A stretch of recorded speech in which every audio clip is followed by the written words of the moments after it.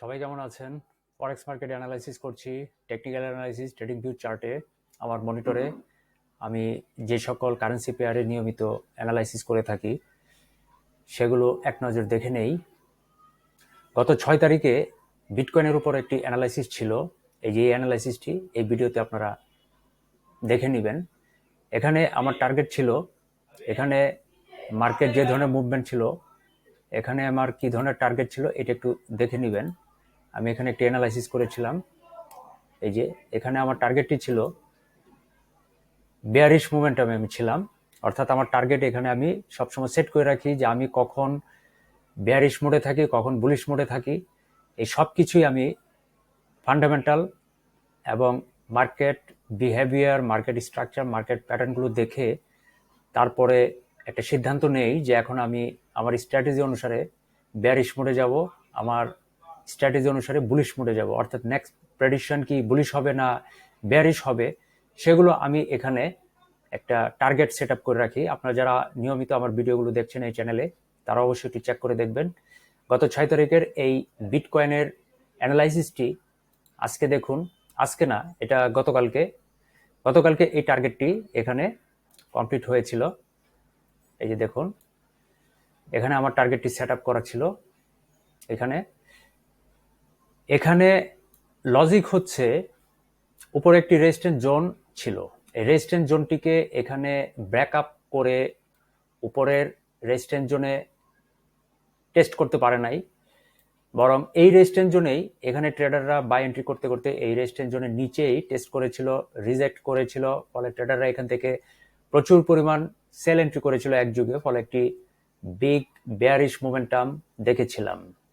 তো এই বেয়ারিশ মোমেন্টামটি এই যে নিচের যে সাপোর্ট জোন, যেখানে আমার টার্গেট সেট আপ করা ছিল, এই টার্গেট জোনে এসে টেস্ট করেছে, রিজেক্ট করেছে। অর্থাৎ এই সাপোর্ট জোনটিকে নতুন করে আর ব্রেকডাউন করে লোয়ার লো বা বেয়ারিশ মোমেন্টাম কন্টিনিউশন করে নাই।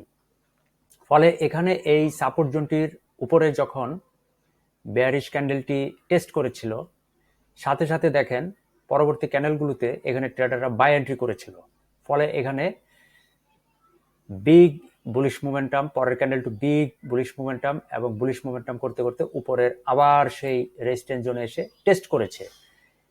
তখনও কিন্তু এই রেজিস্ট্যান্স জোনটিকে ব্রেক আপ করতে পারে নাই। টেস্ট করে, রিজেক্ট করে, পিনবার তৈরি করে আবার এখানে ক্যান্ডেলটি এই রেজিস্ট্যান্স জোনের নিচেই ক্লোজ হয়েছিল। ফলে ট্রেডাররা একযোগে আবার এখান থেকে সেল এন্ট্রি শুরু করেছে।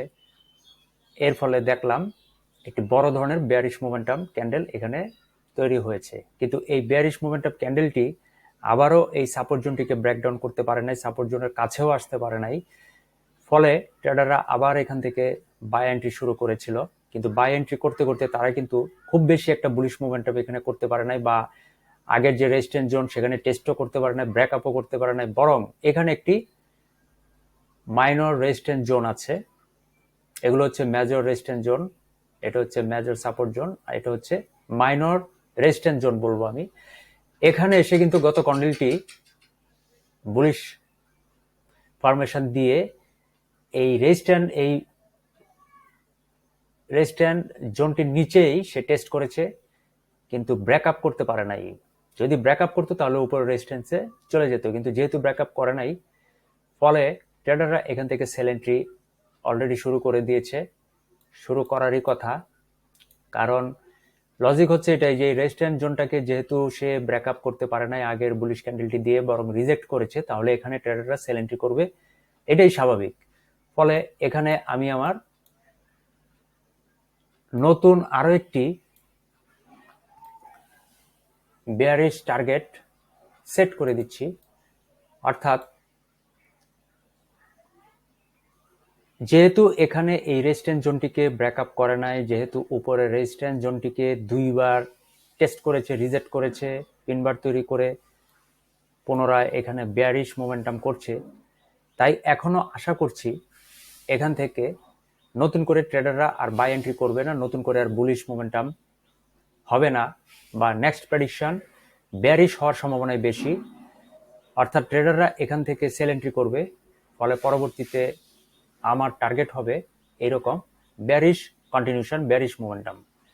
আপনারা আপনাদের স্ট্র্যাটেজি অনুসারে মিলিয়ে দেখুন আমার স্ট্র্যাটেজির সাথে মিলে কিনা।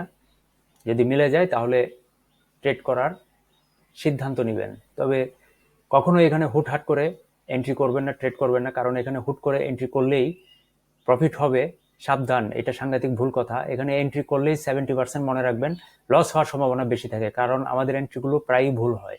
তাই বুঝে শুনে বিভিন্ন লজিক, কনফ্লুয়েন্স, এভিডেন্স, এক্সপ্লেইন সব কিছুর সমন্বয় ঘটিয়ে আস্তে ধীরে ঠান্ডা মাথায় তারপর অ্যানালাইসিস করে সিদ্ধান্ত নিতে হয় কখন কোথায় কিভাবে বুলিশ এন্ট্রি করব নাকি বেয়ারিশ এন্ট্রি করব, মার্কেট কখন কোথায় কোন দিকে মুভমেন্ট করছে, সেগুলোর লজিকগুলো প্রথমে আমরা খুঁজে বের করে নিব। আপনারা আপনাদের স্ট্র্যাটেজি অনুসারে আমার অ্যানালাইসিসটি যাচাই করে দেখুন আপনাদের অ্যানালাইসিসের সাথে আমার অ্যানালাইসিস যাচ্ছে কিনা। যদি যায় তাহলে আমি এখানে বেয়ারিশ মোড়ে যাচ্ছি, অর্থাৎ পরবর্তীতে একটি বেয়ারিশ কন্টিনিউশন আশা করছি। আপনারা দেখুন কোন দিকে যাবেন। ধন্যবাদ, এবং পরবর্তী অ্যানালাইসিসের জন্য নোটিফিকেশনটি অন করে রাখতে পারেন।